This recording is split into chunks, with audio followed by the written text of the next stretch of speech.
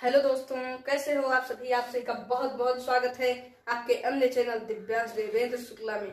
तो आज आपके लिए बहुत ही बड़ी खुशखबरी है। आज हमारा चैनल 400 सब्सक्राइबर को पार कर चुका है और 1000 सब्सक्राइबर को पार करने से कुछ कदम और दूर है। ये सब आपके सहयोग एवं आपकी दुआओं के कारण हो सका है। और सब्सक्राइब कीजिए जिससे हमारा चैनल 1000 सब्सक्राइबर पर पहुंच करके आपको लाइव वीडियो प्रदान कर सके।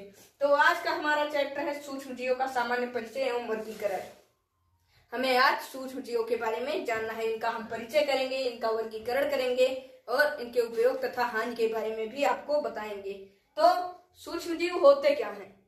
वह जीव जो अति सूक्ष्म होते हैं, बहुत ही छोटे होते हैं, जिन्हें हम अपनी आंखों से नहीं देख सकते, जिसे हम सूक्ष्मदर्शी की आंखों मतलब कि सूक्ष्मदर्शी के द्वारा देख सकते हैं। तो वे सूक्ष्म जीव ही हैं, सूक्ष्म जीव ही कहलाते हैं। तो सूक्ष्म जीवों की उपस्थिति कहाँ कहाँ होती है? सूक्ष्म जीव की उपस्थिति होती है वायु में, आकाश में, मिट्टी में, जल में और हमारे और आपके शरीर के अंदर बाहर भी होती है इनकी उपस्थिति। ये बहुत ही जल एवं भोजन के द्वारा कई सारे ऐसे भोज्य पदार्थ होते हैं एवं कई ऐसे मार्ग इनके लिए उपस्थित होते हैं जिनके द्वारा ये हमारे शरीर में प्रवेश कर लेते हैं। इनकी उपस्थिति हमारे शरीर के अंदर बाहर भी पाई जाती है। इसीलिए कहा जाता है कि नियमित स्वच्छता बनाए रखिए। तो अब है सूक्ष्म जीवों के प्रकार। तो ये कितने प्रकार के होते हैं? 5 प्रकार के होते हैं। कौन कौन से? जीवाणु। जीवाणु को बैक्टीरिया भी कहा जाता है। विषाणु, प्रोटोजोआ,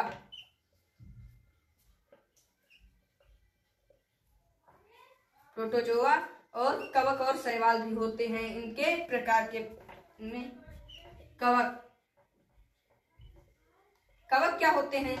आपने अक्सर देखा होगा कि जहां पानी होता है उसके पास काई लगी होती है, जो हरे रंग की फफूंद आपको दिखती है वही है कवक। शैवाल, ये होते हैं इनके प्रकार। इन्हें इन्हीं भागों में बांटा जाता है।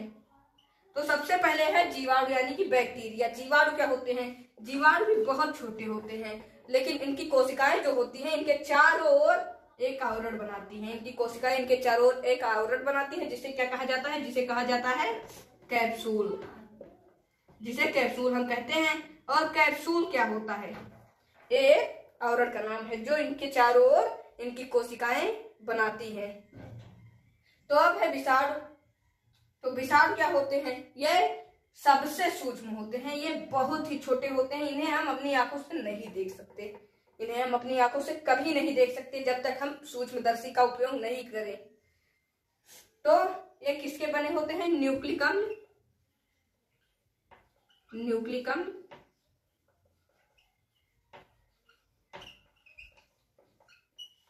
प्लस प्रोटीन के बने होते हैं।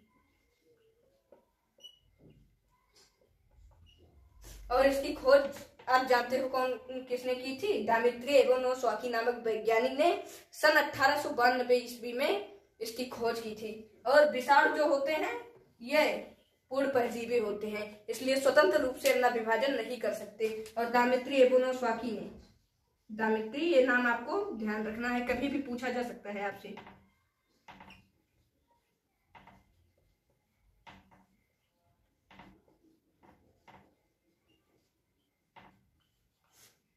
डामित्री एवोनोस्वाकी ने 1892 ईस्वी में सूक्ष्मदर्शी के माध्यम से इसकी खोज की थी और बताया था कि जो विषाणु होते हैं ये सजीव एवं निर्जीव के बीच की कड़ी होते हैं। तो चलिए अब आगे का देख लेते हैं।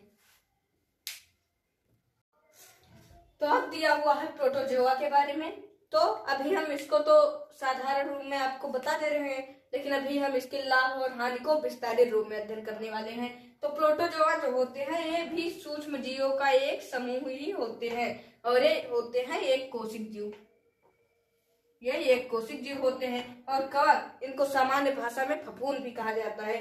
इन्हें हम ब्रेड, अचार, चमड़े की वस्तु पर उगते हुए देखते हैं। आपने देखा होगा कोई ब्रेड जब वो गीला हो जाता है हल्का सा तो उसको 4-5 दिनों पर रखते हुए उसमें कुछ उगाता है। वो क्या है? वो कवक ही है। कवक जो होते हैं ना, एक बार की बात है, अलेक्जेंडर फ्लेमिंग नामक वैज्ञानिक 1929 सन की बात है, एक संवर्धन पर प्रयोग कर रहे थे। तो इन्होंने सूक्ष्मदर्शी से देखा हरे रंग की फफूंद को। इन्होंने फफूंद को देखा और देखा कि फफूंद के छोटे छोटे बीजाणु जो होते हैं वह जीवाणुओं की वृद्धि में बहुत ही परिवर्तन कर रहे हैं, वो यानी कि जीवाणु की वृद्धि को रोक रहे हैं। और इस प्रकार उन्होंने एक पेनिसिलिन की खोज की। पेनिसिलिन जिसको टीका कहा जाता है, उसकी खोज की और उससे बहुत सारे जीवाणु मारे गए। एक बात है 1929 सन की। वैज्ञानिक का नाम भी आपको नोट कर लेना है, अलेक्जेंडर फ्लेमिंग।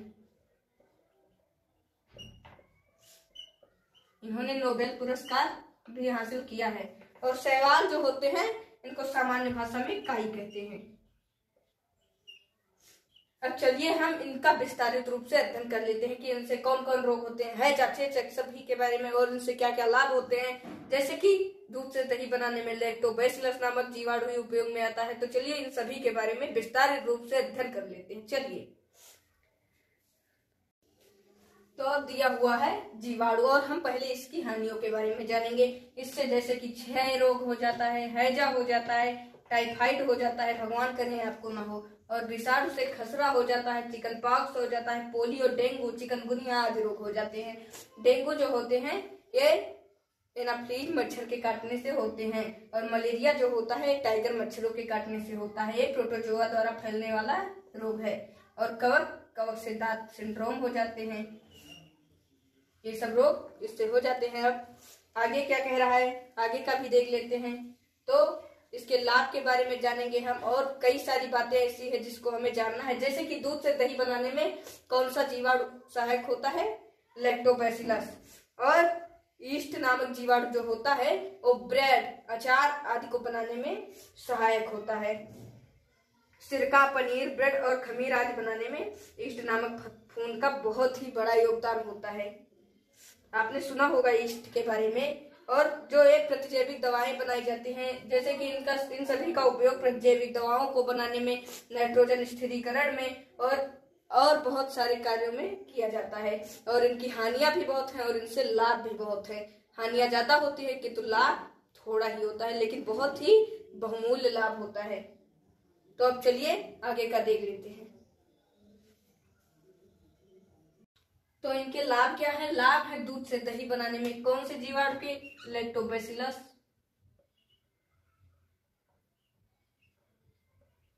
लैक्टोबैसिलस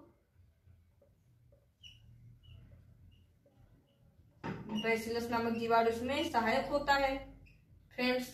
और प्रतिजैविक दवाएं में हमने बताया था पेनिसिलिन की खोज की थी अलेक्जेंडर फ्लेमिंग ने। तो यहाँ पर हो जाएगा पेनिसिलिन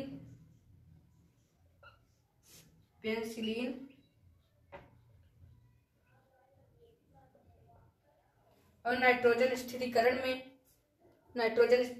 में भी ये सहायक होता है। औद्योगिक धंधों में जैसे कि तंबाकू उद्योग